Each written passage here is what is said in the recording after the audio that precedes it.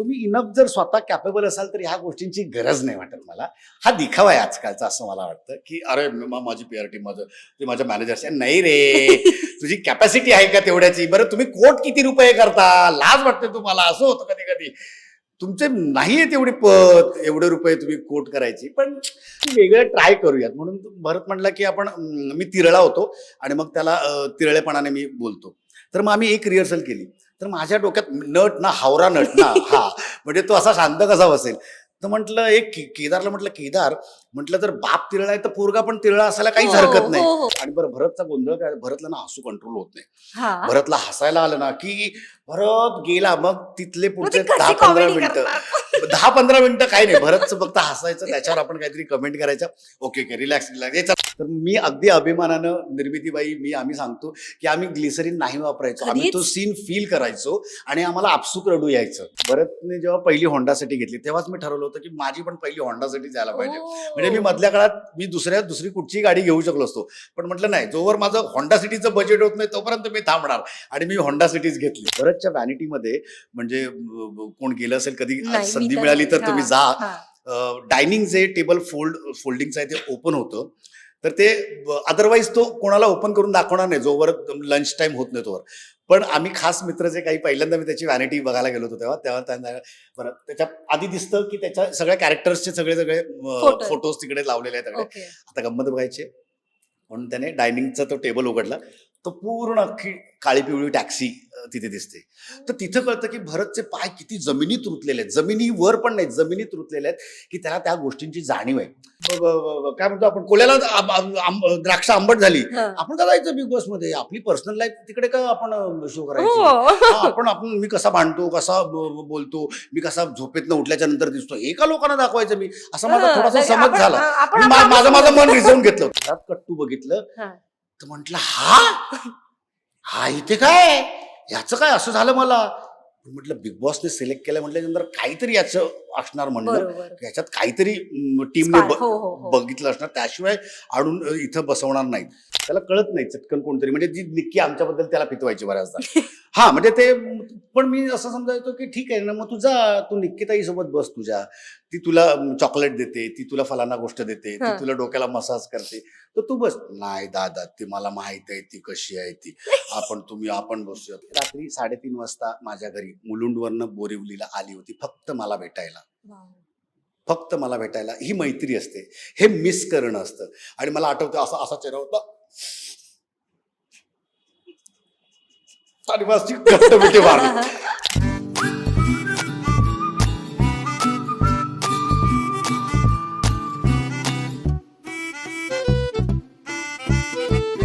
नमस्कार, मी रसिका शिंदे. महा MTV मध्ये तुमचं स्वागत. अनफिल्टर्ड गप्पा या आजच्या आपल्या सेगमेंटमध्ये मी असा एक विनोदवीर घेऊन आली आहे, ज्याने नुकतंच आता बिग बॉसही गाजवलंय. आणि बिग बॉस गाजवले म्हणल्यापेक्षा गेली अनेक वर्ष खरं तर ते आपल्या मनावर अधिराज्य गाजवतात, असे पंढरीनाथ कांबळे सर, अर्थात तुम्हा आम्हा सगळ्यांचे लाडके पॅडी दादा. तर आय होप तुम्ही कम्फर्टेबल असाल. मी तुम्हाला पॅडी दादा म्हटलं, मला तेच म्हणतात, मला आवडतं. अरे तू रे, मी माझ्या लेकींना पण सांगतो, त्यामुळे अरे बाबा असंच म्हणतात. तर पहिलाच माझा प्रश्न की बालपण कुठे गेलं, बालपण शाळा कॉलेज कुठे, आणि बालपणीचे पॅडी दादा कसे होते? फार फरक नाहीये आत्ताच्या आणि तेव्हाच्या पॅडीमध्ये, फक्त वयोमना परत थोडासा पोक्तपणा येतो, काही गोष्टींमध्ये मॅच्युरिटी येते. माझं बालपण सगळं डिलायल रोड, नामजोशी मार्ग या विभागात म्हणजे झालं माझं. आपलं गिरणगाव, जिकडे आपण सगळे मध्यमवर्गीय कुटुंब असायची, म्हणजे 180 स्क्वेअर फीटाचं घर, आणि मग त्यातच 7-8 लोक राहत आहेत, तिकडेच झोपतायत. मग अभ्यास करायला गच्चीत जा, किंवा अभ्यासिकांमध्ये माझ्या इकडे मंडळात जिकडे माझं 10वी पर्यंतचं शिक्षण झालं, नामजोशी मार्ग म्युनिसिपल सेकंडरी स्कूल, त्या शाळेत माझं 10वी तिकडे झाली. आणि 7वी पर्यंत करी रोड उच्च प्राथमिक मराठी शाळा, जी महाराष्ट्र हायस्कूल मैदानाच्या तिथे आहे. तर तिकडे सगळं माझं लहानपण गेलेलं आहे. आणि या प्रवासात माझ्या सगळ्यात महत्वाची जर कुठली गोष्ट झाली असेल तर विद्यार्थी उत्कर्ष मंडळाची. तेव्हा आमच्याकडे अभ्यासिका चालायच्या, अजूनही चालतात, पण तेव्हा घरात एवढंच छोटंसं घर, मग अभ्यास करायला जागा नाही आणि सगळी गडबड गजबज असायची. आणि मग म्हणून विद्यार्थी उत्कर्ष मंडळाच्या अभ्यासिकेत नामजोशी मार्ग विभागात आम्ही जाऊन अभ्यासाला बसायचो. आणि तिकडे एकदा आमचे काही सिनियर, श्याम खटावकर, मोहन राणे, नितेश वेंगुर्लेकर ही मंडळी आली की अरे तुमच्यापैकी नाटकात कोण कोण काम करणार, तर नाटक असतं काहीतरी पण केलेलं नसतं, इच्छा हा, होती. हा. आपली शाळेत पण नव्हतं केलं? शाळेत पण फार नव्हतं तेव्हा, एवढं नव्हतं हा, काही. हा, हा, हा. म्हणजे असं किती शाळेत सालची गोष्ट? ही 88 10वी म्हणजे 87 86 हा 85 86 ची वगैरे ओ गोष्ट माय असेल. मी गॉड. तेव्हा आठवीत हा. आठवीत होतो. आणि तर मी करणार असं आम्ही, एक प्रकाश कामटे म्हणून माझ्या शाळेतला माझ्या बिल्डिंग मधला मित्र होता, आम्ही दोघांनी केली. आणि तिथे ना म्हणजे ते ते आवडायला लागलं, अरे मस्त आहे रे, मस्त आहे. हा, हे अच्छा आहे. आणि तुम्हाला बघायला त्या एकांकिका स्पर्धेमध्ये म्हणजे आम्हाला पाखरं होतो आम्ही, त्या म्हणजे दिव्याच्या बाजूला फिरणारी पाखरं. ओ. आणि तुम्हाला डायलॉग अजूनही चांगला आठवतो हा. की ज्याने त्याने त्याच्यासारखेच असावे, त्याच्यासारखेच राहावे, हा एकच डायलॉग होता मला. एक आणखीन प्रकाशला होता, आणखीन एक महेंद्र कदमला होता, अशा हा. 3-4 आम्ही ती पाखरं होतो. पण रवींद्र नाट्य मंदिरमध्ये ती स्पर्धा झाली होती आणि ते ना अजूनही तो लूक माझ्या अजूनही डोळ्यासमोर आहे, ती घटना आणि तो प्रसंग. तर नाटक म्हणजे हे असं असतं आणि हे बघायला इतके लोक समोर येतात, तर ओ. मग ती ना चटक लागली, यार ये होणं आहे. आणि मग नंतर तुम्हाला लक्षात येतं की आवडतंय आवडतंय आवडतंय आणि मलाही येतंय, हे समोरच्या माणसाकडनं आपल्याला जेव्हा कळतं बरोबर. की अरे मस्त करतोस रे तू, मस्त. तर ते या सगळ्या गोष्टींची सगळी जी सुरुवात ती माझ्या नामजोशी मार्ग शाळेत, डिलायल रोड एरियात, जे काय करी रोड स्टेशनच्या बाजूला माझी बिल्डिंग छत्रपती शाहू सदन, तिकडे मी लहानाचा मोठा झालेलो आहे.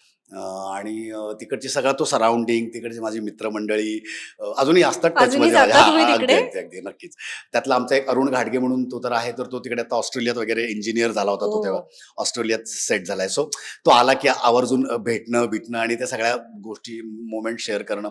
सो त्या विभागाने म्हणजे जी जी काही जडणघडण माझी तिकडे झाली, हम्म. त्याचा फायदा मला या क्षेत्रात काम करताना होतो नक्की. आणि मला मी त्या सगळ्या गोष्टींसाठी देवाचे खूप आभार मानतो की मला खरं तर तिथे खूप मध्यमवर्गीय कुटुंब होती, बऱ्याचदा गुंडगिरीकडे पण मी वळू शकलो असतो. पण हम्म. माझ्या सुदैवाने माझा ओढा या गोष्टींकडे होता, थोडासा अभ्यासाकडे होता, थोडासा कलाक्षेत्राकडे होता. तर मी तिकडे आलो आणि तिकडनं जे काय झालं ते आय एम हॅपी. मी जे काय आज मला माहित नाही मी कुठे आहे, पण मी आज जिथे कुठे आहे तिथे मला आनंद वाटतोय. आणि हे सगळं सिंहावलोकन करताना मला खूप छान वाटतंय, म्हणजे मज्जा येते मला. कॉलेज सो कोणतं होतं? मी महर्षी दयानंद महाविद्यालय, ओ, एमडी कॉलेज. एमडी मधनं माझं ग्रॅज्युएशन.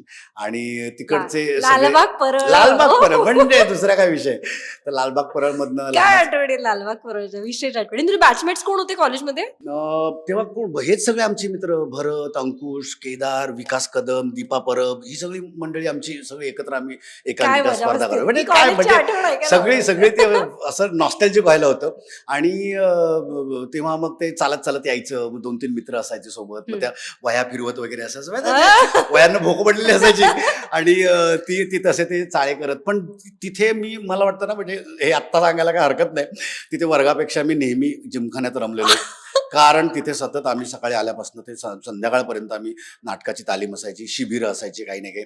तेव्हा प्रमोद पवार सरांनी तेव्हा शिबिर घेतलं होतं. विजय राणे त्यांचा तेव्हाचा असिस्टंट, जो आज आघाडीचा दिग्दर्शकही आहे. तर ही मंडळी आम्हाला सोबत होती आणि खूप मजा आली होती. आणि ते दिवस आठवताना ना, की आपण केलेले, लोकांना त्याला स्ट्रगल म्हणतात, मी त्याला स्ट्रगल नाही म्हणत, ते कष्ट असतात, तुमची शिकवणी असते ती. बरोबर. कारण तुम्ही आयुष्यभर एकतर शिकत असता. हो हो. आणि आणि आयुष्यभर शिकत राहावं. हा, आणि शिकायला पाहिजे तरच माणसाची प्रगती होते बरोबर. असं मला वाटतं. तर तो सगळा जो प्रवास आहे आणि ते सगळे जे दिवस आहेत ना, त्या दिवसांची आठवण झाल्याच्या नंतर वाटतं की यार आपण करेक्ट नोटला होतो. थोडासा अभ्यासाकडे कॉलेज लेवलला असताना पासिंग व्हायचं आपल्याला, मला फार काही पास झाल्याशी नंतर मतलब. पास व्हायचं, पण नाटक सोडायचं नाही. सो हा जो काय त्याची जी ओढ लागली होती त्या गोष्टींची. आणि म्हणजे मला असं वाटतं की तो जो माझा आवडीचा छंद होता, त्याचा नंतर माझ्या व्यवसायात रूपांतर होऊन त्याचा अर्थार्जनाचा माझा मार्ग झाला तो. तर तुमचा छंद तुमचा अर्थार्जनाचा मार्ग असणं, हे याच्यासारखा आनंद नाही. बरोबर, कारण मला बरोबर. माझा छंदही जोपासता येतोय, मला त्यातनं उत्तम पैसेही मिळतात.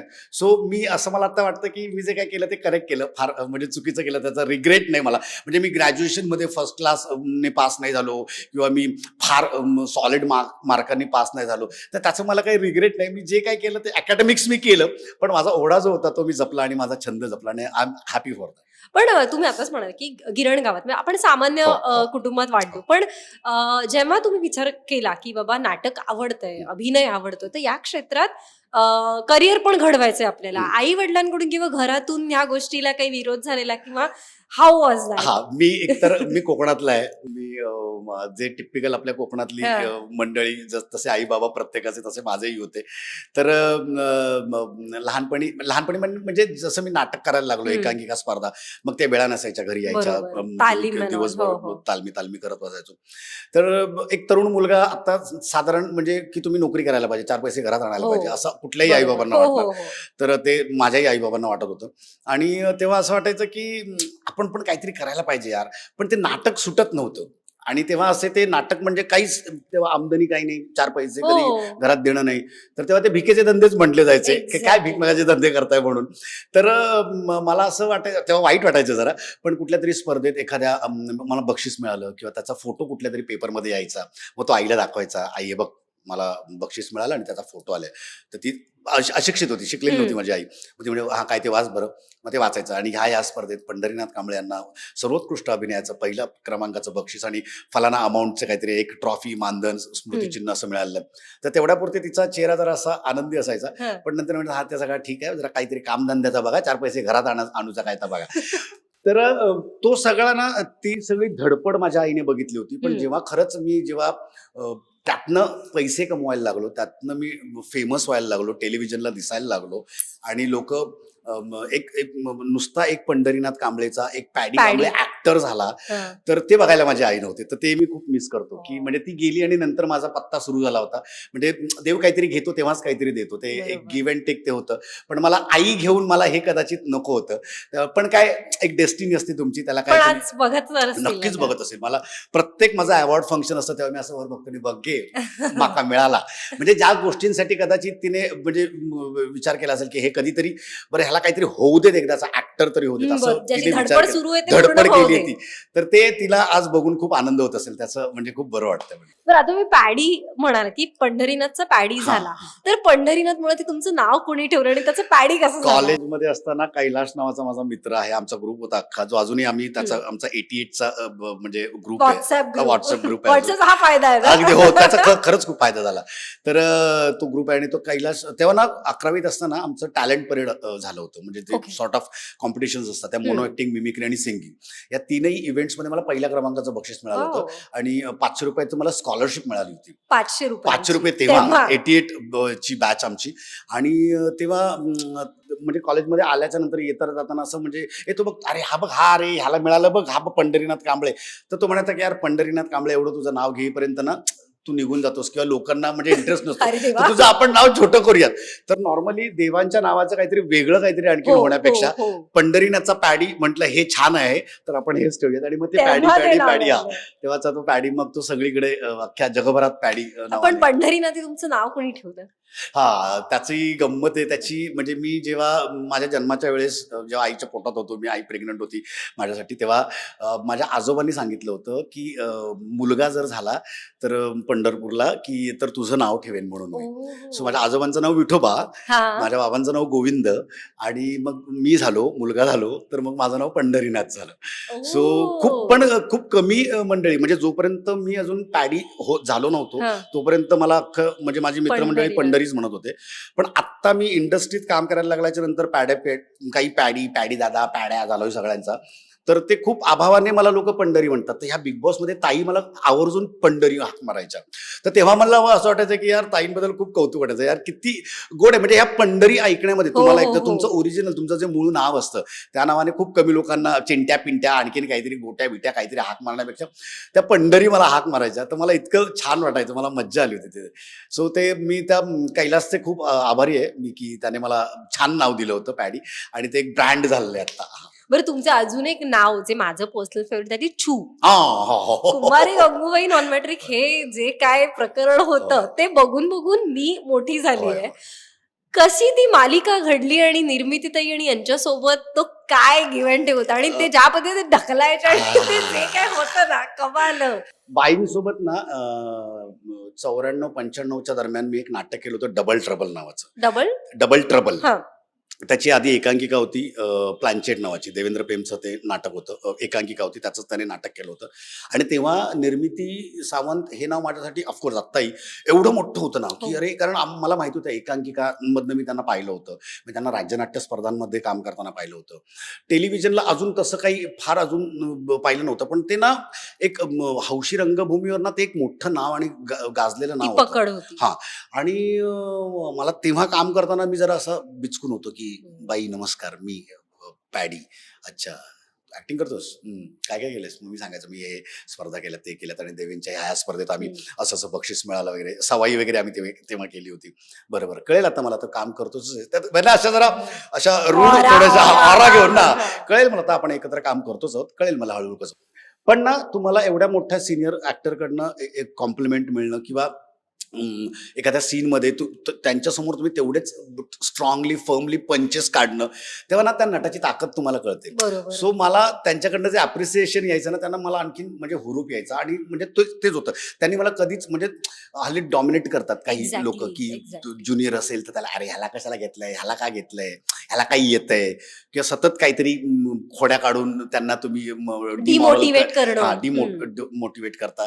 तर त्यांनी तसं कधीच नाही केलं. इनफॅक्ट मला त्यांच्या त्या त्या गोष्टींचा खूप फायदा झाला.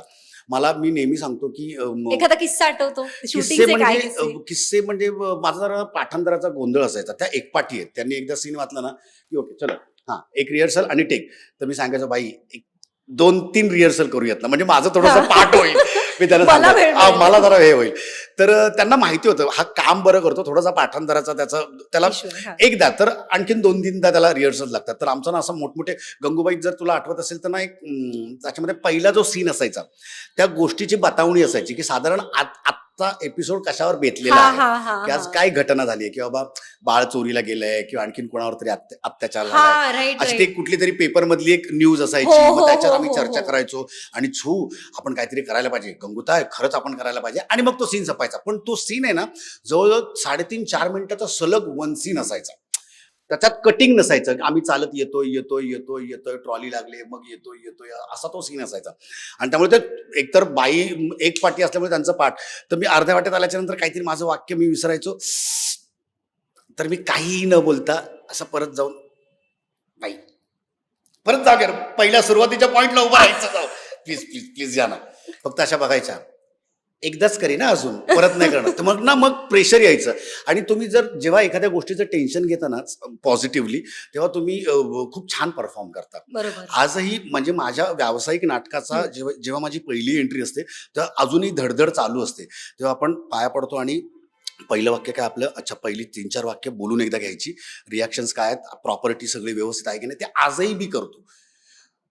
ते जर टेन्शन तुमचं नसेल ना, तर तुमच्याकडनं कधीही चूक होऊ शकते. आणि कॉन्फिडन्स असला पाहिजे, ओव्हर कॉन्फिडन्स ओव्हर कॉन्फिडन्स नसला पाहिजे. बरोबर. माझी वाक्य मी करेक्ट करणार आहे. करेक्ट माझा पहिला एकदा पंच फुटला तुमचा व्यवस्थित, की मग तो की हां, आपण पकडलंय आता प्रेक्षकांना.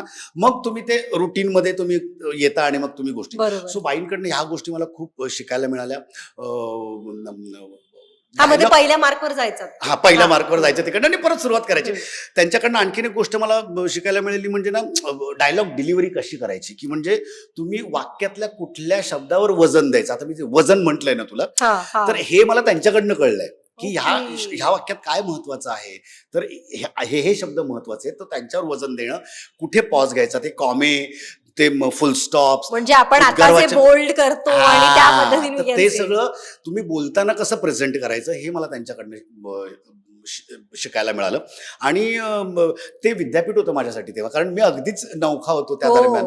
आणि मी नुसतं त्यांच्याकडे बघत असायचो. त्यांचे काही क्लोजेस लागायचे ना, तर मी तिकडनं निघायचो ना, मी त्यांच्याकडे बघत बसायचो. अच्छा, ओके, क्या बात आहे. असं आम्ही एकमेकांना रिॲक्ट करायचं. आणि त्या गोष्टींचा फायदा मी जेव्हा पुढे नंतर काम करायला लागलो, गंगूबाई नंतर जे काही सिनेमे केले किंवा जे काही टेलिव्हिजन केलं, त्याच्यात मला त्या गोष्टीचा खूप फायदा झाला. आणि माझ्यासाठी निर्मितीबाई म्हणजे मोठं विद्यापीठ आहे. पण विनोदी अभिनेता म्हणून तुमची ओळख झाली, पण खरंच विनोदी अभिनेता व्हायचं होतं? कारण अभिनेता म्हटला की तो वेगवेगळ्या बाजात हे बरोबर. करतो. तो खलनायक असेल बरोबर. किंवा मग तो एक साईड ऍक्टर असेल, व्हॉट एव्हर इट इज, वेगवेगळ्या बाजातले असेल. पण विनोदी अभिनेता ही तुम्हाला ओळख मिळाली, ती खरंच हवी होती की काय हवं होतं? याच्यासारखा दुसरा आनंद नाही मला वाटतं. तो जो ब्रॉच आहे तो मला असं लावून फिरायला आवडतं. मी कॉमेडी ऍक्टर आहे. काही लोकांना असं वाईट वाटतं की काय आम्हाला कॉमेडी नुसतं बोलता. पण विनोद करणं इज सोपं नॉट नाहीये. इझी. विनोद करणं खरंच सगळ्यात कठीण जर काम कुठलं असेल तर विनोदी काम करणं आहे. आणि ते तुम्हाला सरावानेच येतं. तुम्ही आज उठलात आणि दुसऱ्या दिवशी कॉमेडी करायला लागलात असं होत नाही. त्याच्यासाठी पण तुम्हाला कोणाकडे बघून शिकलात म्हणजे काय कसं हेच सगळं हेच सांगतोय काय की मला ना एक पर्टिक्युलर माझा गुरु नाही. आम्हाला लहानपणापासून जेव्हा मला नाटक कळायला लागलं, जेव्हा मी तालमी करायला लागलो, तेव्हा मी एक कुणाचं नावच घेऊ शकत नाही. कारण ही माझ्या सगळ्या आजूबाजूला जे आजूबाजूची बघत मोठे झालो. परिस्थिती जी आहे ती माझे सगळे लेखक दिग्दर्शक, माझे सगळे सहकलाकार. आज भरतकडनं गोष्टी मी शिकतो, मी सिद्धार्थ जाधवकडनं गोष्टी शिकतो, निर्मिती सावंतकडनं शिकतो. मी आत्ता सध्या आम्ही करत असलेलं कुर्र नाटक जे आहे, हो. विशाखा सुभेदार आहे, प्रसाद खांडेकर आहे, नम्रता संभेराव आहे. तर ह्या लोकांकडनं मला गोष्टी शिकायला मिळतात अजूनही. आणि तुम्ही ना, मी नेहमी म्हणतो की तुम्ही तुमचे कान आणि डोळे सतत उघडे ठेवायला पाहिजे. तुमचा टर्न येईल तेव्हाच तुम्ही बोलायला पाहिजे. नाहीतर नुसतं बाष्कळ बडबड करताना तुम्हाला लोकांना नाही आवडत. तुम्ही तुमचा टर्न, म्हणून मी ते काय ऐकायचं काय बघायचं हे तुम्ही ठरवायचं आहे. त्यामुळे ते, आणि तुमचा टर्न येईल तेव्हा. त्यामुळे मी चांगल्या चांगल्या गोष्टी ऐकतो, चांगल्या चांगल्या गोष्टी बघतो. ह्या लोकांकडनं मला ह्या बऱ्याच गोष्टी सगळ्या शिकायला मिळाल्यात. आणि विनोदी काम करत असताना तुम्हाला असं एका मोमेंटला वाटतं की अरे, विनोदी नटाला थोडंसं दुय्यम स्थान दिलं जातं की एक्झॅक्टली. हा त्याबद्दल हा मुख्य प्रवाहातला नट आहे आणि हा विनोदी काम करणारा नट आहे. तर असं नसतं. आम्ही पण उत्तम सिरियस करू शकतो. कारण आणि हे जेव्हा जेव्हा आमच्या वाट्याला तसे सीन झालेले आहेत. गंगूबाईमध्ये बऱ्याचदा ही संधी आम्हाला मिळालेली आहे. राजेश देशपांडे उत्तम लिखाण करायचं या सगळ्या प्रोसेसमध्ये. आणि आम्ही ते सीन केल्याच्या नंतर आम्हालाच इतका आनंद वाटायचा. आणि मी एक गोष्ट आवर्जून सांगेन, आजही मी सेटवर, कुठल्या मराठी टेलिव्हिजनच्या सेटवर वगैरे मी बघतो तर हल्लीची तरुण मुलं आहेत, उत्तम कामं करतात, पण त्यांना ना रडण्याचे सीन करताना त्यांना ग्लिसरीन वापरावं लागतं. तर मी अगदी अभिमानानं, निर्मितीबाई, आम्ही सांगतो की आम्ही ग्लिसरीन नाही वापरायचो. आम्ही तो सीन फील करायचो आणि आम्हाला आपसूक रडू यायचं. आणि ते आपसूक आलेलं रडू आहे ना, तुमचा कंठ दाटणं, तुमचे सूर बारीक होणे, थरथर, आवाजातली थरथर तुमच्या त्या, तरच ती जाणवते आणि तरच ती प्रेक्षकांना पण भिडते. नाहीतर तुम्ही ते नुसतं डोळ्यातनं पाणी येते, आवाजातल्या कंपन्यांचं काय कराल तुम्ही? बरोबर. त्या गोष्टी तुम्हाला फील केल्याशिवाय ते येणारच नाही. सो आम्ही त्याही पद्धतीचं काम करू शकतो. आणि जेव्हा जेव्हा आम्हाला संधी मिळालेली आहे, आम्ही ते उत्तम ठोकून केलेलं आहे. त्याचाही आनंद आहे. आणि तशा पद्धतीचे काही नंतर सिनेमे किंवा काही कॅरेक्टर्स पण मला मिळालेले आहेत. पण लोकांना म्हणजे हसवायला डेफिनेटली जास्त म्हणजे आवडतं. तुम्हाला पंढरी सर म्हटले की ते जरा हसवणार, आवडतं. इकडे मज्जा त्यांच्याकडे करणार. बघून त्यांचं काम बघून हसायला येणं अगदी. हेच ना. बरं, माझी पर्सनल आणखीन एक फेवरेट मालिका वॉज हसाच्या कट्टी. म्हणजे रविवार आईच्या हातचे पोहे आणि चहा आणि हसाच्या कट्टी. तर त्याच्यामध्ये स्पेसिफिकली म्हणजे तुमचा तो जो गणपती आणि देणगी गोळा करणं वगैरे, ते जे चव्हाणांना आणि बंड्या. हो, त्याच्यानंतर मग ते तुम्ही भरत सर ते चकडे असतात, तिरळे बघायचं. हा, ते तिरळे बघायचं. एकदम कसं जमायचं ते काय लेफ्ट म्हणजे राईट म्हणजे लेफ्ट म्हणजे काही म्हणजे अगदी उलट. Exactly. So, डावं म्हणजे कसं उजवं, जमवलं? उजवं म्हणजे डावं, वर म्हणजे खाली, खाली म्हणजे वर, असं ते सगळं होतं. मला त्याची आठवण तो जेव्हा सीन आम्ही रिहर्सल करत होतो तेव्हा भरत म्हणला की यार, मी जरा काहीतरी वेगळं कॅरेक्टर करतो ना, चव्हाण आहे तर चव्हाणांना. तर तो म्हणला की मी तिरळं कॅरेक्टर करतो. भरत म्हणला की मी बाप त्याचा आहे. तर म्हणजे आधी नव्हतं हे डिसाइडेड? नाही, पहिल्यांदा जेव्हा आम्ही ठरवत होतो, आय मीन पहिला सीनच तसा शूट झाला. केदारने लिहून आणलं होतं, ते नॉर्मल लिहिलं होतं की एक चव्हाणांना आहेत आणि त्यांचा एक मुलगा आहे बंड्या आहे आणि त्यांच्यात काय गमती जमती. तर म्हटलं जरा काहीतरी वेगळं ट्राय करूयात. म्हणून भरत म्हणला की मी तिरळा होतो आणि मग त्याला तिरळेपणाने मी बोलतो. तर मग आम्ही एक रिहर्सल केली. तर माझ्या डोक्यात नट ना, हावरा नट ना, हा म्हणजे तो असा शांत कसा बसेल. तर म्हटलं एक केदारला म्हटलं, केदार म्हटलं जर बाप तिरळा आहे तर पोरगा पण तिरळा असायला काहीच हरकत नाही. तर ते म्हणले की पण मग कसं करायचं?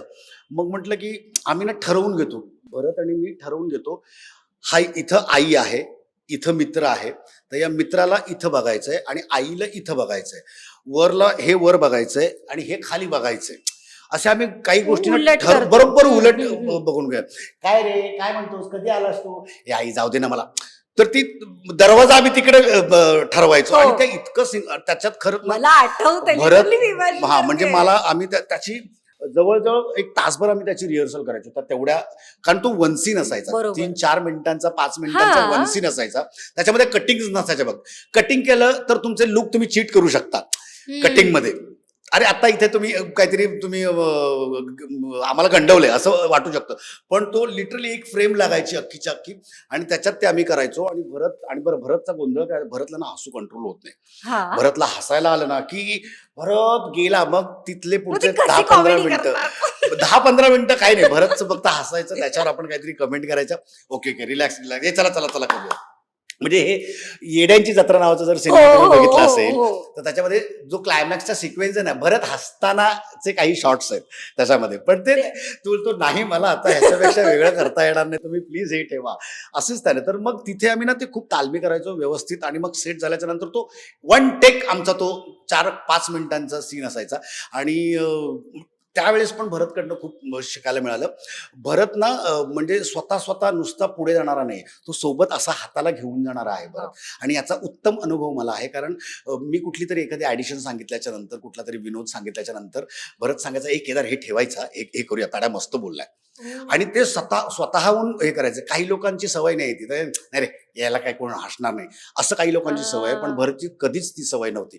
त्याच्यामुळे ना भरत ना एकटा पुढे नाही येत, भरत सोबत स्वतःच्या सगळ्या को आर्टिस्टना, सहकलाकारांना घेऊन तो पुढे गेलेला आहे. सो त्या गोष्टी मी भरतच्या खूप ॲडमायर करतो. इव्हन कशाला, भरतने जेव्हा पहिली होंडा सिटी घेतली तेव्हाच मी ठरवलं होतं की माझी पण पहिली होंडा सिटी जायला पाहिजे. म्हणजे मी मधल्या काळात मी दुसरी कुठची गाडी घेऊ शकलो असतो, पण म्हटलं नाही, जोवर माझं होंडा सिटीचं बजेट होत नाही तोपर्यंत मी थांबणार. आणि मी होंडा सिटीज घेतली. आणि मी भरतला नंतर फोटो पाठवला, त्याचा राईटअप पण झाला होता मटाला वगैरे. पण मजा आली होती मला, की म्हणजे मी भरतला खूप फॉलो करतो. भरत माणूस म्हणून, भरतचं अपब्रिंगिंग जे, भरतचे बाबा, म्हणजे भरतने बऱ्याच इंटरव्ह्यूज मध्ये पण सांगितलं असेल, भरतचे बाबा टॅक्सी चालवायचे आणि त्याच्यावर त्यांनी सगळं कुटुंब आणि ते लहानाचे मोठे झालेले आहेत. भरतच्या व्हॅनिटीमध्ये म्हणजे कोण गेलं असेल कधी, संधी मिळाली तर तुम्ही जा. डायनिंग जे टेबल फोल्डिंगचं आहे ते ओपन होतं, तर ते अदरवाईज तो कोणाला ओपन करून दाखवणार नाही जोवर लंच टाइम होत नाही तोवर. पण आम्ही खास मित्र जे काही, पहिल्यांदा मी त्याची व्हॅनिटी बघायला गेलो होतो तेव्हा त्यांना बरं त्याच्या आधी दिसतं की त्याच्या सगळ्या कॅरेक्टर्सचे सगळे फोटोज तिकडे लावलेले आहेत सगळे. आता गंमत बघायची, म्हणून त्याने डायनिंगचा तो टेबल उघडला, तो पूर्ण अख्खी काळी पिवळी टॅक्सी तिथे दिसते. तर तिथं कळतं की भरतचे पाय किती जमिनीत रुतलेले आहेत, जमिनीवर पण नाही, जमिनीत रुतलेले आहेत, की त्याला त्या गोष्टींची जाणीव आहे. आणि म्हणून भरत माणूस म्हणून काय आहे ना, ते म्हणजे खूप कमी लोकांना माहिती आहे. भरत त्याचा बबरा करत नाही, स्वतःहून बोंबलायला त्याला अजिबात आवडत नाही. सो त्या गोष्टी मी भरतच्या खूप फॉलो करतो. तुम्ही माणूस, तुम्ही कलाकार तेव्हाच उत्तम होऊ शकता जेव्हा तुम्ही माणूस म्हणून तुम्ही उत्तम असाल. तर त्यामुळे त्या तुम्ही रिफ्लेक्ट करता तुमच्या कामातनं. नाहीतर तुम्ही भरत जाधवचं काम तुम्हाला एवढं भावणार नाही, पॅडी कांबळेचं काम तुम्हाला एवढं भावणार नाही, की अरे यार मस्त काम करतो, यार मस्त बोलतो, यार किती इंटरव्ह्यू छान बसतो. त्यातला खरेपणा तुमचा मिस झाला ना की मग तुम्ही संपलात असं वाटतं. सो मी भरतला खूप फॉलो करतो, आय फॉलो भरत. आणि जोपर्यंत मी असणार आहे, जिवंत असणार, तोपर्यंत मी भरतला फॉलो करत राहणार. पण सर आता खरंच तुमच्याशी गप्पा मारताना ना एक म्हणजे आता जेवढ्या म्हणजे थोड्याफार माझ्या करिअरमध्ये ज्या ज्या कलाकारांच्या मी मुलाखती केल्या ना, तर एक होतं की तुमच्या काळात म्हणजे मी ज्यांना पाहून लहानाची मोठी झाली ते कलाकार त्यांच्यासोबत मुलाखतीसाठी त्यांना कॉल करणं किंवा त्यांच्यासोबत ते रॅपो करणं इज डिफरंट. आणि आजकालच्या कलाकारांसोबत थोडं ना ते एक तर ते PR आणि मॅनेजर आणि ते सगळं. तर मला म्हणजे त्याच्या म्हणजे आजच्या त्या नवोदित कलाकारांबद्दल तुमचं काय मत आहे, किंवा त्यांना काय एक तुमचा इतक्या वर्षांचा अनुभव गाठीशी काय सांगू? मी त्यांना अगदीच चुकीचं म्हणणार नाही. आजकाल तो सोशल मीडियाचा ट्रेंड आहे, तुम्ही काळाप्रमाणे बदललं पाहिजे. माझी लेक मला खूप शिव्या घालते यासाठी. ती म्हणते, बाबा तू अपडेट नाहीस, नसतोस, तो इन्स्टा, तो FB, तो ह्याच्यावर काहीच नसतो, दिसत नाही. म्हणजे मी आता लिटरली जेव्हा मी आतमध्ये गेलो होतो, घरात गेलो होतो, तेव्हा माझे काहीतरी 8-9 हजार वगैरे फॉलोअर्स. तर मला कधी गरजच वाटली नाही की तिकडे जाऊन काहीतरी पोस्ट करा किंवा, कारण आमचा जो बघणारा ऑडियन्स आहे तो, मला असं वाटायचं की सोशल मीडियाचा नाहीये जो, पण अजूनही आहे तेच सांगतोय, असं मला वाटायचं. पण मी आत्ता घराच्या बाहेर आल्याच्या नंतर प्रथमेश म्हणून तिकडचा सिनियर EP आहे, तो म्हटला, पॅड्या तुला माहित, तू आज जाताना किती तुझे होते फॉलोअर्स किंवा काय जे काही सबस्क्रायबर? मी म्हटलं 8-9 हजार वगैरे इंस्टाचे. आता बघितलेस का 108 झालेत. मी म्हटलं अरे बापरे, घटले. अरे घटले नाही, 108K झालेत, म्हणजे 1 लाख झाले. तर मी म्हटलं की अरे मी काहीच नाही केलेलं आहे, मी असं काही सॉलिड काहीतरी ग्रेट नाही. पण माझी ती PR टीम होती, माझी हा. लेक ग्रीष्मा माझी ते सगळं हँडल करत होती. सो त्या लोकांनी मी नंतर चेक केलं इन्स्टा माझं, तर इतकं छान इन्स्टा माझं पोस्टिंग आणि हो हो काही हो. गोष्टी त्या लोकांनी अपलोड केल्या होत्या. त्याच्यामुळे ना तो वेगळा पॅडी कांबळे दिसला माणूस म्हणून, जे मला खरं हवं होतं. तर आत्ताच्या जमान्याप्रमाणे तुम्ही थोडंसं जाणं पण गरजेचं आहे, पण त्याला पण नाही की लिमिट असायला पाहिजे. एक्झॅक्टली. तुम्ही सतत माझ्या मॅनेजरशी बोल, माझ्या PR टीमशी बोल, तर एवढं नाही. तुम्ही खरंच तेवढे केलिबर आहेत का तुमच्यामध्ये? त्याला नाहीतर नुसतंच म्हणजे चायपेक्षा केटली गरम यार. तुम्ही माझ्या मनातला हा डायलॉग. तुम्ही केटल्या गरम घेऊन तुम्ही फिरणार, आणि चायमध्ये दमच नाही तुमच्या. त्याच्यामध्ये वेलची पाहिजे, त्याच्यामध्ये आणखीन फलाना गोष्टी पाहिजे, बेसिक गोष्टी तुमच्या त्या मिसिंग असतील ना, तर तुमच्या ह्या सगळ्या मॅनेजर आणि PR टीम ह्याला मग फार म्हणजे मला फार इम्पॉर्टंट वाटत नाहीत. तुम्ही बेसिक असाल तेवढे कॅपेबल. आणि काही लोकांना खरंच गरज आहे, म्हणजे आज सिनेमातनं जे काम करतात, टेलिव्हिजनला काम करतात, तेच काम करत असतात वर्ष 2-3 वर्ष. त्याच्यासाठी तुम्हाला PR कशाला पाहिजे, त्याच्यासाठी तुम्हाला मॅनेजर कशाला पाहिजे, ते तुम्ही 1 to 1 हँडल करू शकता. पण तुम्ही वेगवेगळे प्रोजेक्ट्स करताय, तुम्ही फिल्म्स करताय, तुम्ही नाटक करताय, तुम्ही टेलिव्हिजन करताय, मग तिथे कधी कधी हो, हो. तारखांचा गोंधळ होऊ शकतो. तुमचे इकॉनॉमी सेट असते, हो. प्रत्येक ठिकाणची इकॉनॉमी वेगळी आहे तुमची. मग त्यासाठी तुम्हाला काही लोकांनी ते अपडेट असावं, पण त्याचा बाऊ करू नये, आणि त्याचं काय म्हणतो आपण त्याला, ते नाकापेक्षा मोती जड होऊ नये, एवढं मला वाटतं. अपडेट असावं मॅनेजर, पण एक काम केल्याच्या नंतर यार, की म्हणजे आज भरतकडे मॅनेजर आहे, अंकुशकडे मॅनेजर आहे, स्वप्नीलकडे मॅनेजर, तर वन कॅन अंडरस्टँड. पण मला गरजच नाही वाटली. मी इतकी वर्ष काम करतोय, मला नाही कधी मॅनेजर बिनेजरची गरज वाटली. ओके, अगदीच काय वाटलं, मी बिझी असेल तर आत्ता माझी लेक सांभाळत होती सगळं, तिने उत्तम सांभाळलं. तिने माझं सगळं तिकडचं सांभाळलं. म्हणजे आमचे कॉस्ट्युम्स असायचे, आमचे डेली वेअरचे हो, हो, कपडे हो, असायचे, हो. ते तुम्हाला द्यायचे असायचे, रोज धावपळ, ते कुठून कलेक्ट करणं, ते मेजर्स सगळं व्यवस्थित करणं, घर सांभाळणं. माझी मोठी मुली, मला 2 मुली आहेत. ओके. हा, तर ती मोठी मुलगी, आम्ही चौघांचं कुटुंब, हा. नवरा बायको आणि माझ्या 2 मुली. तर त्या मुलीने इतकं घर छान सांभाळलंय. मी सगळं तिला सांगून गेलो होतो, हे हप्ते आहेत, हे अकाउंट आहेत, इकडनं असे पैसे येतात, ओ. सॅलरी येईल, ही पेमेंट्स यायचे, ती पेमेंट्स यायचे, तर ह्याच्यातनं हे स्वतःहून करायचंय, काही आहेत ते ECS होणार आहेत, ते डायरेक्ट डिडक्शन असणार आहे, तर ते तू फक्त लक्ष ठेव. आणि काय झालं तर म्हटलं विशाखा काकीला फोन करायचा, काकी थोडा प्रॉब्लेम झालाय, तर बाबाने, आणि विशाखा म्हणजे खूपच म्हणजे हो, हो. माझी अगदी जवळची मैत्रीण आहे, तर तू तिला फोन करायचा, मग ती बरोबर व्यवस्थित सगळं काय प्रॉब्लेम असेल तर ती सॉल्व्ह करेल. असं तर तिने इतकं उत्तम छान मॅनेज केलं होतं. सांगायचा मुद्दा काय, की तुम्ही इनफ जर स्वतः कॅपेबल असाल तर ह्या गोष्टींची गरज नाही वाटत मला. हा दिखावा आहे आजकालचा, असं मला वाटतं, की अरे माझी PR टीम, ते माझ्या मॅनेजरशी. नाही रे, तुझी कॅपॅसिटी आहे का तेवढ्याची? बरं तुम्ही कोट किती रुपये करता, लाज वाटते तुम्हाला? असं होतं कधी कधी, तुमचे नाहीये तेवढे पद, एवढे रुपये तुम्ही कोट करायची. पण त्यांना ना एक गोष्ट कळत नाही, टेलिव्हिजनची क्रेज ना खरं तर, म्हणजे आज तुला हसचकटपू अजूनही आठवतंय, तुला गंगूबाई अजूनही आठवतंय, तर तो जमाना वेगळा होता. तेव्हा टेलिव्हिजनची क्रेज आणि त्याचं हाव होती. स्टारिझम, म्हणजे जसं कलाकारांना त्यावर काम करायची हाव होती, प्रेक्षकांना ती बघण्याची तितकीच हाव होती. आणि तो स्टारिझम मी बघितलेला आहे. आम्ही गावागावात जेव्हा काही नाटकं घेऊन जायचो किंवा काही कार्यक्रमांना जायचो, लोक ना नुसतं टच करायला, ऑटोग्राफ घ्यायला आसूस तुटून पडायचं आमच्यावर. तर तो एक पिरियड होता, आणि ते एक सेशन होतं आमचं. आत्ताचा टेलिव्हिजन, तुम्ही ऑफेअर झालात ना सिरियल, की तुम्ही विसरता. विस्मरणात कलाकार जातात. शॉर्ट मेमरी आहे आत्ताची टेलिव्हिजनची. ह्या मुलांना कळत नाही.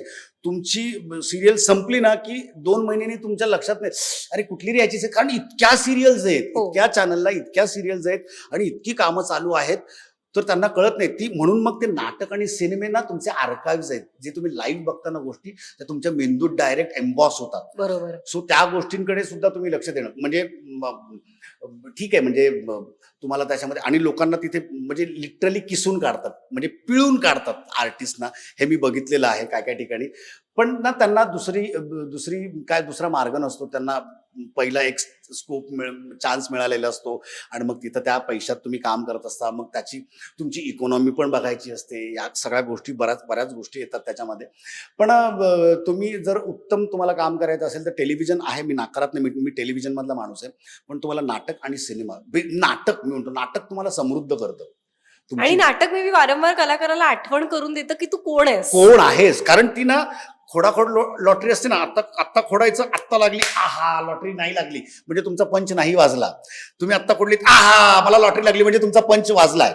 राईट. तर तिथल्या तिथे 1 to 1 तुम्ही प्रेक्षकांशी इंटरॅक्ट बरोबर. होत असतात. तुमच्या रडण्या म्हणजे तुमच्या इमोशनल कुठल्या तरी कामावर लोक रडतानाचे आवाज येतात. मी काही नाटकांमध्ये मी हा. अनुभव केले आहेत की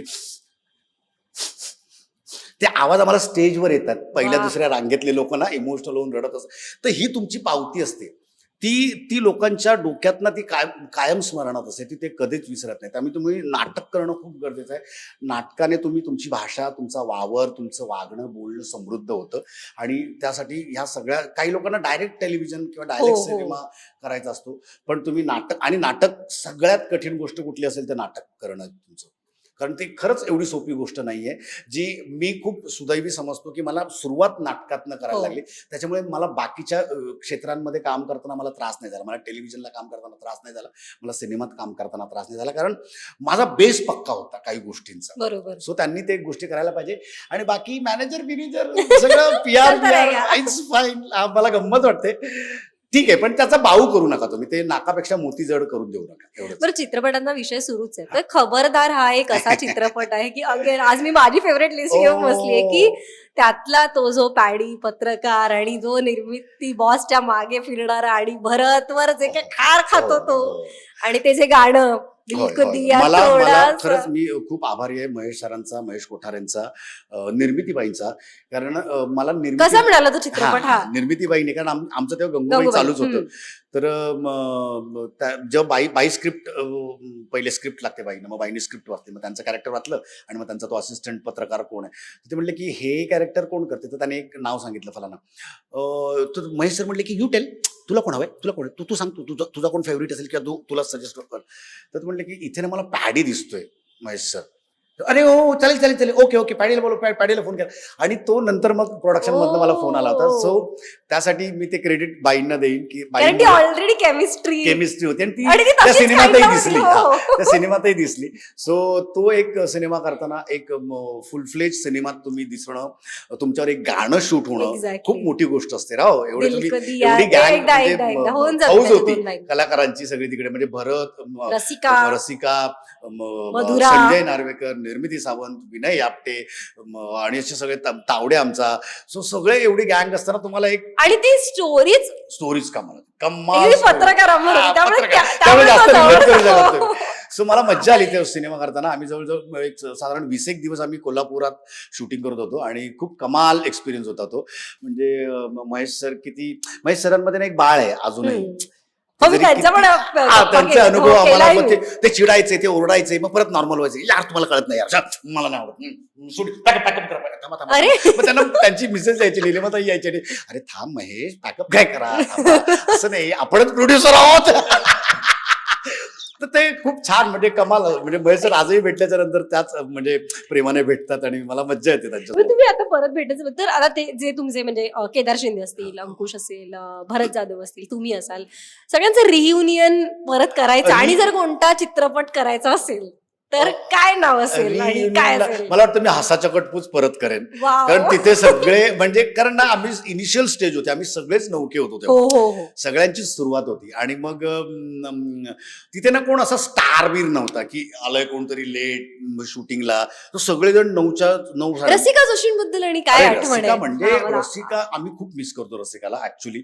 कारण रसिकाकडे जो सार्कॅस्टिक एक जो टॅलेंट होता ना तिच्याकडे विनोदातलं, की खोचकपणे बोलून विनोद त्यातनं काढणे, तो रसिकाकडे कमाल होता. आणि तेवढंच ना ह्या मंडळींकडे अप्रिसिएशन पण होते. म्हणून ना सगळेजण मोठे झाले बरोबर. की तुम्ही काम करताना तुम्हीच कसे श्रेष्ठ आहात हे न दाखवता तुझंही काम किती उत्तम आहे हे त्याला सांगून त्याला कॉन्फिडन्स देणं आणि त्याला सोबत घेऊन. सो म्हणून भरत, रसिका, अतिशा, तेव्हा अतिशय हो. माझ्या आईचं हो, कॅरेक्टर हो, करायचे हो. अतिशा. सो म्हणून ही मंडळी मोठी झाली आणि मोठी आहेत की तुम्हाला अप्रिसिएशन नसेल ना, फक्त तुम्ही स्वतःच्याच कामात आणि कौतुकात जर तुम्ही रमलात आणि त्यात तुम्ही राहिलात तर मग लोक मग तुम्हाला असे लांब ठेवतात, मग तुम्ही वेगळे पडता. मग तुम्ही कोपअप नाही होत लोकांसोबत. तुम्ही एकत्र येऊन एकमेकांच्या कामांचं पण उठणं बसणं आणि त्याचं कौतुक करणं खूप गरजेचं असतं. हे सगळं आमच्या एक ह्या ज्या पिढीचं जे त्यातलं जे काय म्हणत आपण त्याला एक तो गुण आहे ना, तो सगळ्यांनी आत्ताच्या पिढीतल्या लोकांनी अवलंबला पाहिजे असं मला नक्की वाटतं. तरच तुम्ही ती कॅरेक्टर तर मोठी होतात, ते प्रोडक्ट पण मोठं होतं. बरोबर. तो जो एक ब्रँड होतो ना त्या शोचा, तो त्यामुळे होतो. तो कलेक्टिव्ह ऍक्टिव्हिटी असते. ही एकट्या दुकट्याचं काम नसतं ते. त्याच्यात लेखक पण तेवढाच महत्वाचा आहे, दिग्दर्शक पण तेवढा, तेथे कलाकार, को ऍक्टर सगळेजण, कॅमेरामन असतात. अख्खं एक बारीक बारीक गोष्ट करणारा स्पॉटचा पोरगा पण तेवढाच महत्वाचा असतो. बरोबर. कारण त्याची पण तेवढीच मेहनत असते. फक्त तो दिसत नसतो कॅमेरासमोर, एवढंच असतं. नाहीतर मेहनत प्रत्येकाची असते. आणि ते जर तुम्ही स्पॉट असं जर केलं ना, तर तो तिसऱ्यांदा येणार नाही. तो पहिल्यांदा येतो, दुसऱ्यांदा येतो, नंतर तो कुठेतरी लांब राहतो आणि तुमचं कामच ऐकत नाही. बरोबर. सुन ना, इधर आना, क्या रे, पाणी पाणी पाणी है उधर. तर तो ना, त्याला वाटतं की अरे आपला कोणतरी भाव हाक मारतो, आपला मित्र आहे हा. राईट. ते जर नातं तुम्ही जर त्या लोकांची मेंटेन कराल ना, तर नुसतं तुम्ही म्हणजे ते जीव देतील तुमच्यासाठी, बरोबर. इतकं ते तुमच्यावर प्रेम करतात. आणि ह्या गोष्टी मेंटेन करणं तुम्हाला खूप गरजेचं आहे असं मला वाटतं. कारण मला आता ना तुम्ही मालिका म्हणजे बद्दल तर केदार सरांचंच एक मला वाक्य आठवलं की त्यांनी एक कुठेतरी बोललेलं की कोणतीही मालिका का बंद केली हे विचारणं जास्त केलं रॅदर देन कधी बंद करताय. आय थिंक ते बिग बॉसच्या वेळेसच बोललेले. सो त्यामुळे हसा चकट पूजा की तेव्हा सगळ्या प्रेक्षकांचं ते झालं की का बंद का करताय. बंद झाली? हो. त्यापेक्षा आता काहीसं असं वातावरण झालं की कधी. हो, हं, हो, कधी हो, उलट झालं आता. मग केदार शिंदे सरांना हा निरोप पोचवा की नक्की, हसा नक्की. चकट परत नक्की करूया. नक्की सांगतो आता, नक्की बरं, सांगतो. आता हळूहळू थोडंसं बिग बॉस कडे यायचं हा. होतं. मुळात बिग बॉस मध्ये जायचं का ठरवलं? मला ना असं एकतर तो ना ब्रँड, मोठा ब्रँड, हो. एक हिंदीतनं मराठीत आलेला होता. आणि मला असं दर सीझनला वाटायचं की यार, जेव्हा अनाऊन्स झालं मराठीचं पहिला सीझन, तेव्हा मला असं वाटायचं की यार बहुतेक आपल्याला येईल ना, बहुतेक आपण हम्म. बऱ्यापैकी काम केलेलं आहे आणि बहुतेक आपल्याला फोन यायला पाहिजे. तर पहिल्या सीझनला नाही आला. म्हटलं ठीक आहे, मग जाऊ दे. मग दुसऱ्या सीझनला असं वाटलं की बहुतेक आपल्याला येईल फोन. ते तर आपल्या ग्रुपमध्ये त्या दरम्यान जे पण मंडळी, नाटक बिटक आम्ही काम करत होतो, तुला गप बस, खरं सांगायला नाही सांगितलं ना, असं करून तोही सीझन गेला, तिसरा गेला, चौथा गेला. नंतर माझं असं झालं की ते आपण का जायचं बिग बॉस मध्ये, असं झालं. म्हणजे काय म्हणतो आपण, कोल्याला द्राक्ष आंबट झाली, हं. आपण का जायचं बिग बॉस मध्ये, आपली पर्सनल लाईफ तिकडे का आपण शो करायची. हो. आपण मी कसा भांडतो, कसा बोलतो, मी कसा झोपेतनं उठल्याच्या नंतर दिसतो, हे का लोकांना दाखवायचं मी, असा माझा हं, थोडासा like समज आपण- झाला. आपण- मी आपण- माझं मन रिझवून घेतलं होतं. पण जेव्हा फोन झाला आमचा, हं. तेव्हा म्हटलं की अरे यार, हे तो बिग ऑपॉर्च्युनिटी. आणि आता तर तो दर वर्षागणिक, दर सीझन गणिक शो खूप हो, मोठा हो. होत चाललाय. आणि म्हटलं, मग मी विशाखाशी बोललो. म्हटलं, विशाखा यार, बिग बॉस साठीच फोन झालाय.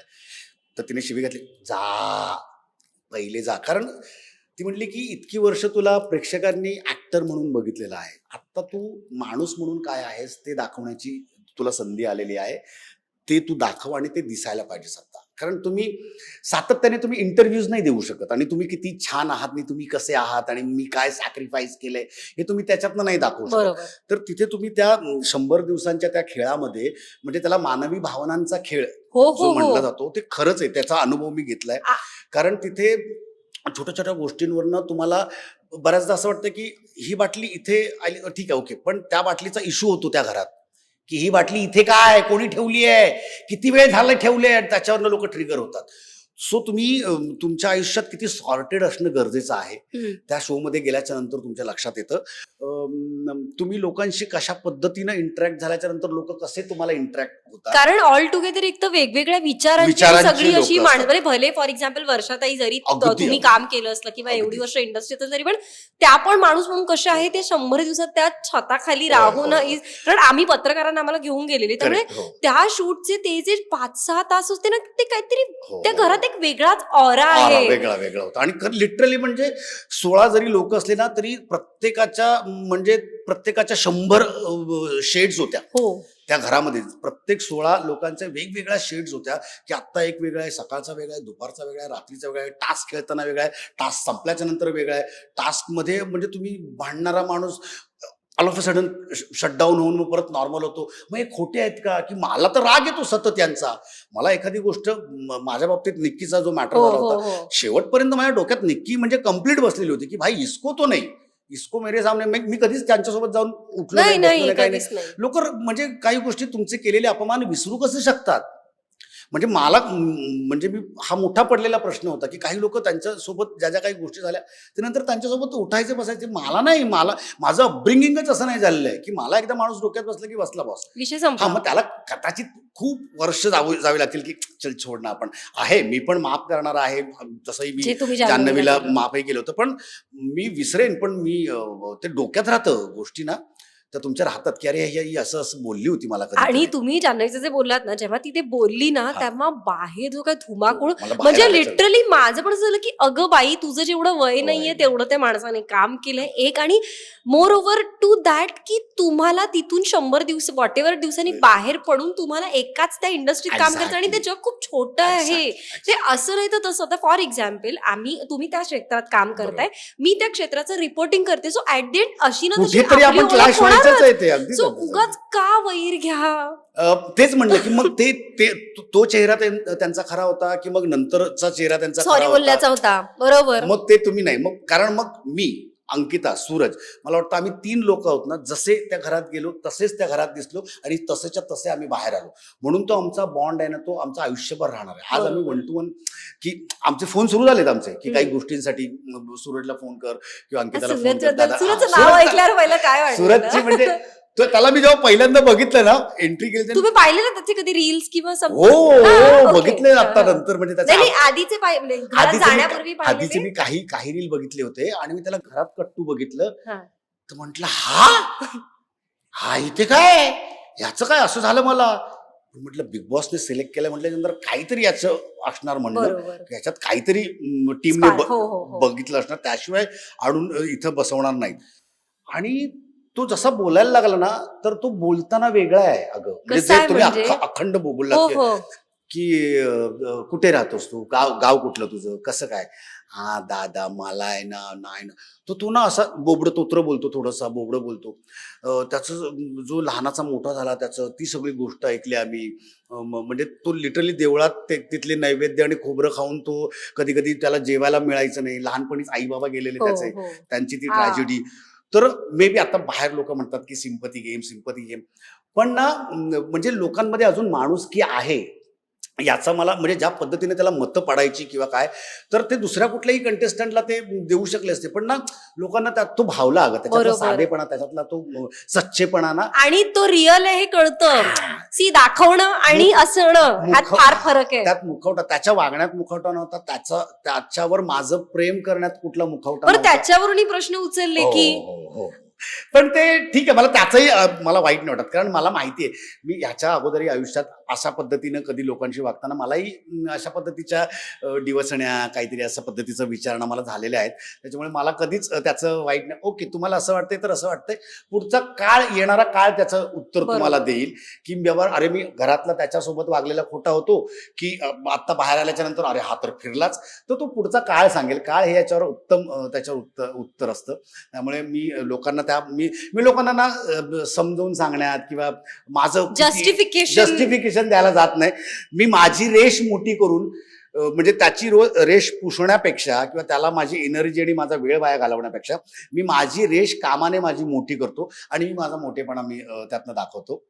सो मी त्यात पडत नाही आणि त्यामुळे बाहेरच्या नंतर पण मी आल्याच्या नंतर आजच एक, म्हणजे आता हे फार अजून डिस्क्लोज करावं की नाही माहित नाही, आज एक सिनेमाची मीटिंग झाली, तिकडे सूरजची विचारणा झाली की सूरज दादा करेल का. सूरज म्हटलं तू हा म्हणजे तो आता फेम झालाय म्हणून त्याचा फायदा उचलणार आहेस की नाही. तो की माझ्या डोक्यातनं साधारण एक असा गरीब मुलगा, एक साधा मुलगा, जो मला आता ह्या निमित्ताने जर सूरज असेल तर मला आवडेल त्याचं. तर म्हटलं आपण भेटू, बोलूया आपण, त्याचं काय म्हणणं आहे, कारण मी त्याला जबरदस्ती पण करू शकणार नाही. कारण त्याच्यासाठी सगळं नवीन आहे खूप, सगळं. आणि नवीन म्हणण्यापेक्षा अनएक्सपेक्टेड आहे. एक्झॅक्टली.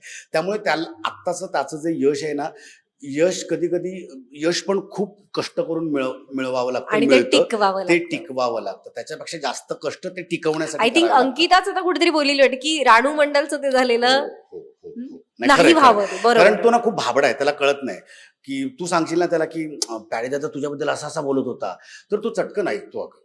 त्याला कळत नाही चटकन कोणतरी, म्हणजे जी निक्की आमच्याबद्दल त्याला पितवायची बऱ्याचदा.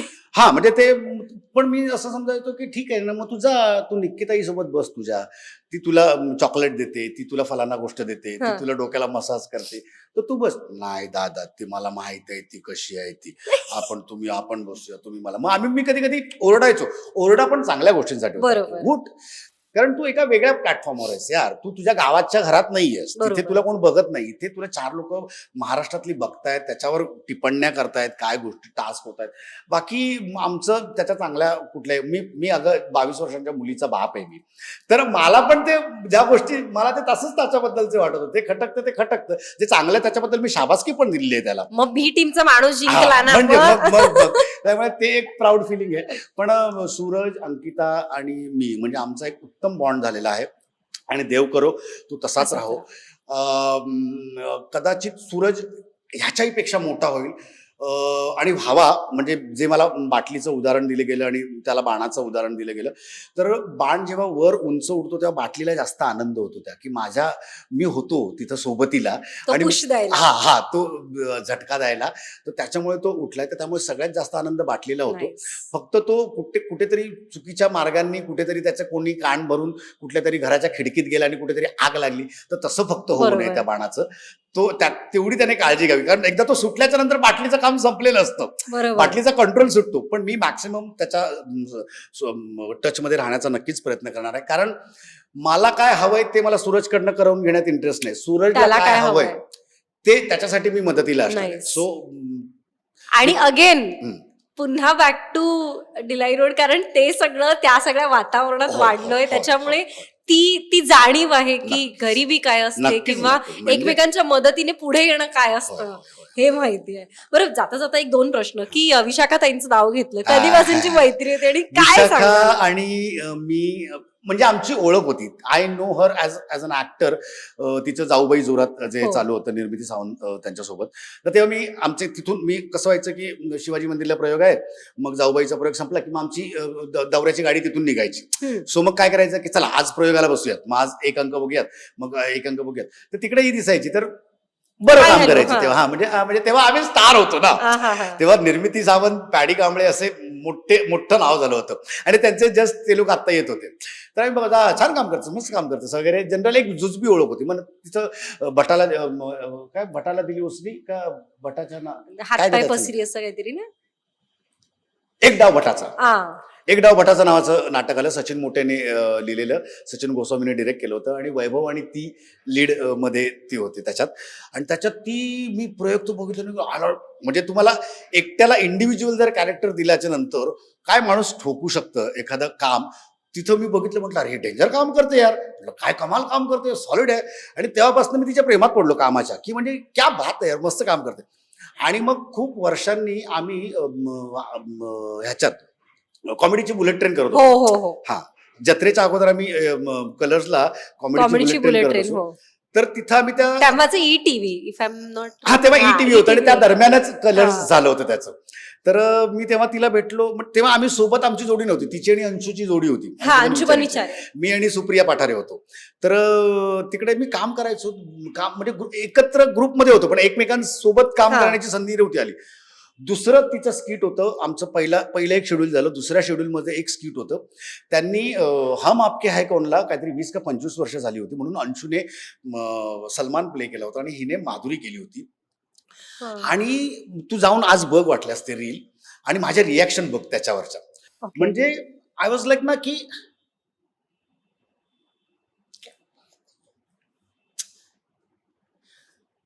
मी संपल्याच्या नंतर मी तिला भेटलो आणि तिला घट्ट मिठी मारली. म्हटली यार काय काम करतेस यार, आय लव्ह यू यार, असं म्हटलं मी तिला. तर तिने असं बघितलं, हा म्हणजे खरंच आय लव्ह यू, काय कमाल काम करतेस तू. आणि तिथून जी गट्टी आमची सुरू झाली ना, तर तेव्हा ना तिचा एक इमिडिएट प्रेक्षक मी होतो. जरी तिथे सगळे मित्र असले ना, तरी तिला ते कळत होतं की ना हा माणूस आहे ना, हा करेक्ट मला सांगणार आहे, इथं गंडलंय, इथं छान झालंय, इथं आणखीन वर्कआउट झालं असतं किंवा इथं आणखीन थोडंसं कमी करायला पाहिजे. तर तो जो बॉन्ड आहे ना आमचा तिथनं सुरू झाला. मग आम्ही जत्रा करायला लागलो, मग जत्रेत आम्ही भेटायला लागलो. मग ते करत असताना कोविड सुरू झालं आणि मग सगळं, मग काय करायचं काम, कारण नट शांत बसायचं नाही. मग ती म्हणली की नाटक करूया पॅड्या. म्हटलं चला. मग खांडेकरला विचारलं, कारण खांडेकर प्रसाद सोबत आम्ही अगोदर एक नाटक केलं होतं दिल तो बच्चा याची नावाचं. हा तर तेव्हा ती मिस करायची, चला मी मी मला पण काम करायचं तुमच्यासोबत, कारण ती एक भट्टी जमली होती आमच्या सगळ्यांची. आणि मग ती म्हटली की आता मीच करते. मग तिने आणि तिच्या मैत्रिणीने पूनम जाधव म्हणून आमची अमेरिकेतली तिची मैत्रीण आहे, हम्म. जी आता आमची मैत्रीण आहे. सो त्या दोघींनी मिळून ते प्रोड्यूस केलं. आणि त्या नाटकामुळे आम्ही एकत्र, आणि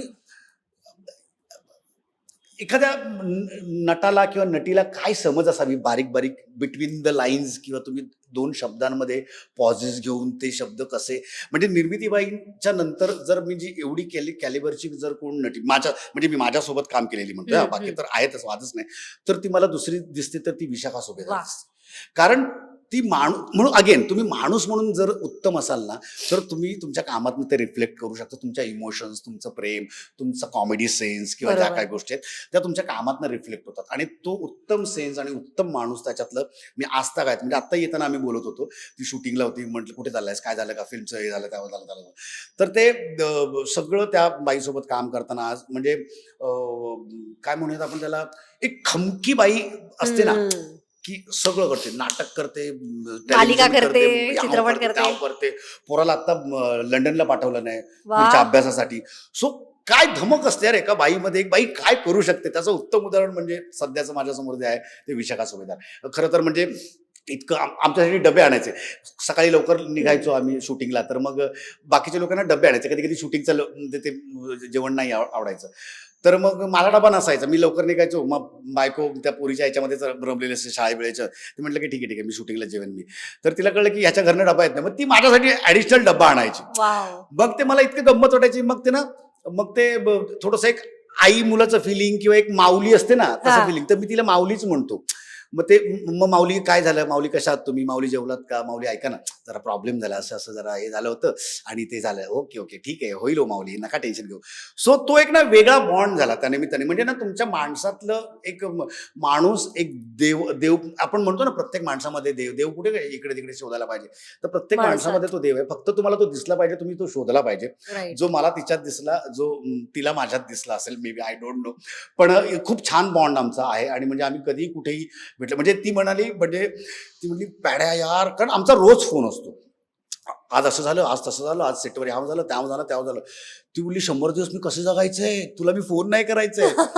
तर म्हटलं मी दिसणार ना तुला, नको टेन्शन घेऊस. आणि काय झालं तर म्हटलं पोरगी आहे माझ्यासोबत. त्यांनी जे काय पोस्ट केलेलं ना, अरे, आहा. म्हणजे तिथं माणूस म्हणून आणि ते मित्राचं बॉन्डिंग आहे ना, तिथं दिसतं की साला माझ्या माणसाला तुम्ही कसं बोलू शकता असं. आणि तिने ते उचलल्याच्या हो. नंतर अख्खा महाराष्ट्रभर ते सगळं पसरलं होतं. सो म्हणजे म्हणजे तिला सॅल्यूट आहे. म्हणजे ती दोस्तीसाठी, म्हणजे ती नेहमी म्हणते मी दोस्तीतल्या माणसासाठी कातडं पण काढून देईन. आणि मी ते त्या गोष्टींचा अनुभव घेतलेला आहे मी. म्हणजे बऱ्याचदा ती ज्या ज्या काही गोष्टी तिच्या माणसांसाठी करते, घरचे असतील, तिचे मित्रमंडळी असतील, किंवा आणखीन कोण असतील, तिच्यासारखी मैत्रीण मिळणं हे खरंच म्हणजे देवाचे आभार आहेत. म्हणजे की थँक्यू गॉड, की म्हणजे मला एवढी छान को आर्टिस्ट, एवढी छान मैत्रीण मला आयुष्यात, जी चांगल्या गोष्टींना नेहमीच मला शाबासकी देते.